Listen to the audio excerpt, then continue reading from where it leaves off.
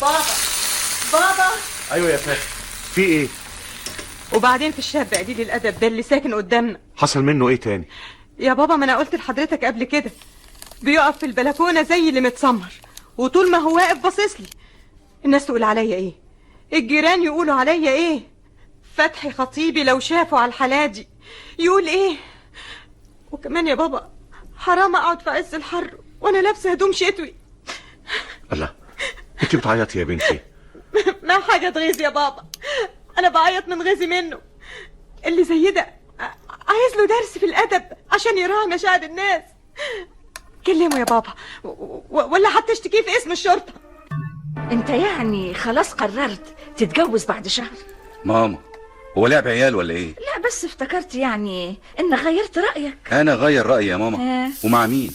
مع فاتن اللي وقفت جنبي وخلت انسان فاشل يوصل لمركز رئيس قسم النهارده. ولا انت ناسي هي عملت ايه؟ مش دي فاتن اللي خلتني اذاكر وادخل الجامعه؟ مش دي فاتن اللي داوت جراحي بعد ما بنت اختك رفضت تتجوزني وفضلت واحد غريب عليا؟ اهي ندمت على اللي عملته ونفسها ترجع لك تاني. ترجع لي تاني؟ بعد ايه يا ماما؟ بعد ايه؟ بعد ما بقت في قصه حب كبيره بيني وبين فاتن؟ لا يا ماما لا. ولعلمك بقى انا من غير فاتن رغم المركز اللي انا فيه ما سواش اي حاجه. بابا بابا. ايوه يا فاتن. وبعدين يا بابا في وقاحة الساكن الجديد ده بيطاردني في كل حتة. ادخل البلكونة الاقيه قدامي، اطلع فوق السطوح الاقيه قدامي، وبرضه نفس الحكاية. ولسه من شوية دخلت اوضتي لقيته واقف في شباكه قدامي ونفس البصة. لا ده وقح فعلا.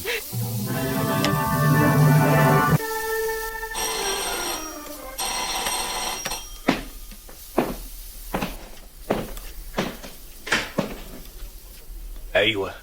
انت مش ناوي تبطل قلة ادبك دي؟ قلة ادبي؟ انت فاكر الناس ايه؟ لعبة في نظرك ولا سفلة زيك؟ ممكن اعرف حضرتك الاول؟ انا الساكن اللي قدامك. طيب اتفضل. لا انا مش جاي اتضايف عندك، انا جاي احذرك واقول لك لو استمريت على وقاحتك وقلة ادبك انا هعرف شغلي معاك كويس. ليه يا استاذ؟ هو حصل ايه مني؟ مش عارف حصل ايه منك؟ لا والله. وقفتك في البلكونة والشباك وعينيك اللي عاملة زي الصقر اللي ما بتنزلش عن بنت طول ما هي واقفة. حضرتك عندك مانع تشرب معايا فنجان قهوة؟ بقول لك انا مش جاي اتضايف. طيب بيتهيألي ان انا يعني في شقتي ووقوفي في البلكونة او في الشباك بيتهيألي يعني ده من حقي. ومشاعر الناس اللي انت بتأذيها بالبص والوقاحة طول النهار. يا استاذ انا لا بأذي حد ببصتي ولا هي كمان بصة وقحة. لا وقحة، وانا بنزلك لاخر مرة، سامع؟ طبعا سامع يا استاذ، انما ايه رأيك بقى ان انا مصر انك تشرب معايا فنجان قهوة؟ لما تتعلم الادب الاول وتراعي شعور الناس وتبطل وقاحة ابقى اشرب معاك فنجان قهوة. يعني ده رأيك فيا؟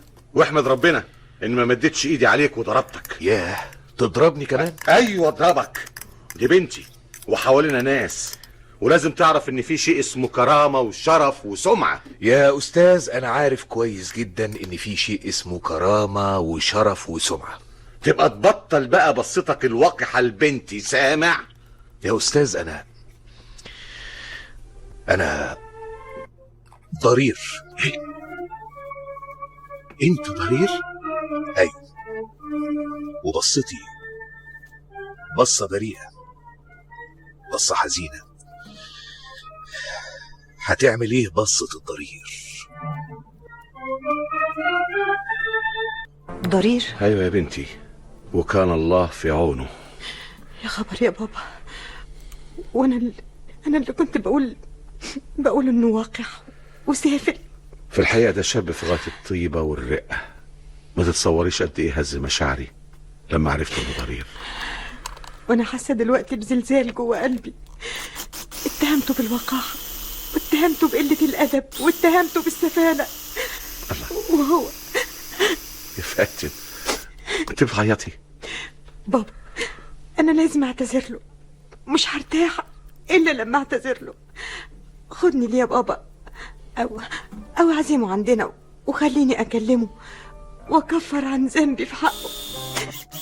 انا بعد ما اتعرفت عليك يا آنسة فاتن وسمعت صوتك وحسيت في قلبك وقلب والدك بالحب والطيبة، يبقى انا بقى اللي لازم اعتذر مش انتي.